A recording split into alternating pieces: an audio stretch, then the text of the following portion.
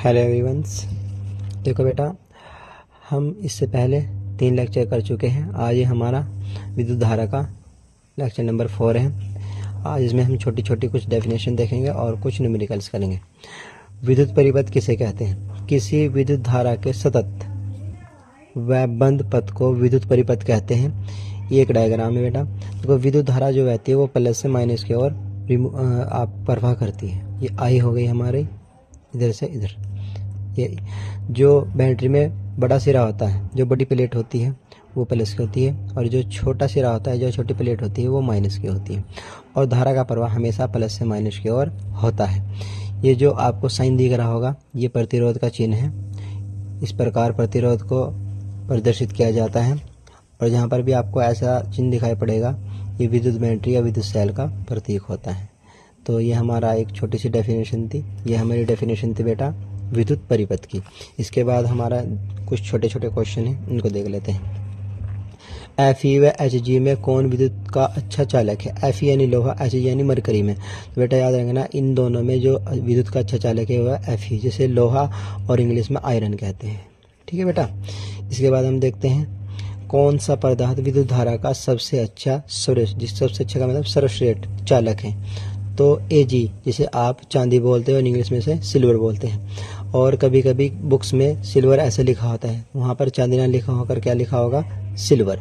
तो कंफ्यूज नहीं होना है। सिल्वर कहेगा तो इसका मतलब क्या है? वो हमारे चांदी की बात कर रहा है। और यहाँ पर आपकी इस प्रकार लिखा जाएगा, और इसका प्रतीक होता है Ag। तो याद रखना बेटा, ये क्वेश्चन कई बार आया है कि विद्युत धारा का सबसे अच्छा चालक या सर्वश्रेष्ठ चालक कौन सा होता है? तो ये होता है Ag। इसमें 4 ऑप्शन भी बन के आ सकते हैं या डायरेक्ट ऐसे दिया होगा। उसके बाद हमारा एक नेक्स्ट क्वेश्चन है बेटा, समान पदार्थ यानी एक ही पदार्थ के 2 तारों में से किसमें से विद्युत धारा आसानी से प्रवाहित होगी यदि एक तार मोटा हो और एक क्या हो? पतला हो। तो बेटा आप इसमें देखेंगे किस में से हमारी धारा ज़्यादा अच्छे से बहेगी। तो इसमें डायरेक्ट लिखा हुआ है बेटा हमारा मोटे तार में, यानी जो विद्युत धारा अच्छे से प्रवाह होगी वो किस में? मोटे तार में होगी। रीज़न क्या है?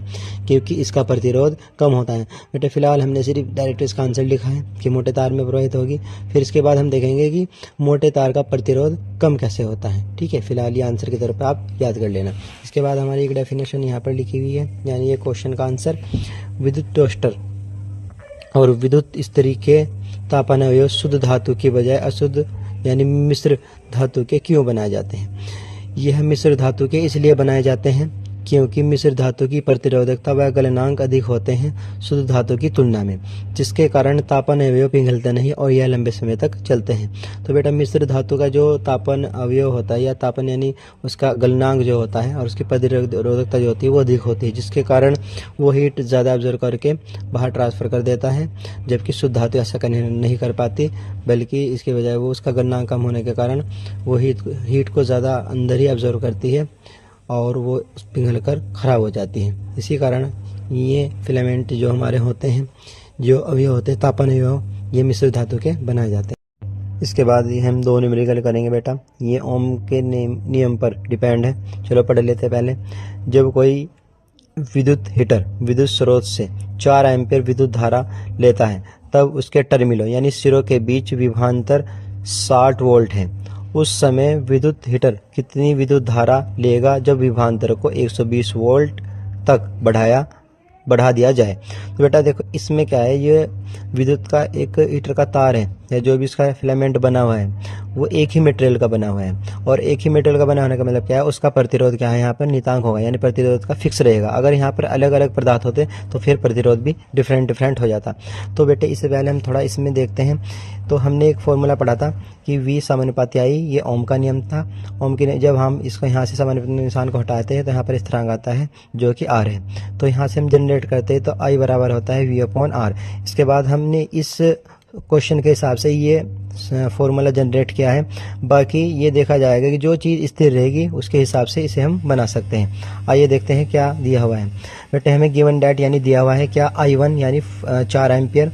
उसके बाद हमें बेटे V1 60 वोल्ट है और V2 भी हमारा दिया हुआ है, वो कितना है? 120 वोल्ट। हमें I2 प्राप्त करना है। बेटे यहाँ पर आपको R नहीं दिखाई पड़ेगी क्योंकि तार का प्रतिरोध फिक्स है। उसके बाद हमने देखा बेटा V बराबर I × R। उसके बाद ये फॉर्मूला हमने लिखा हुआ है और यहाँ पर ये वैल्यू दी है।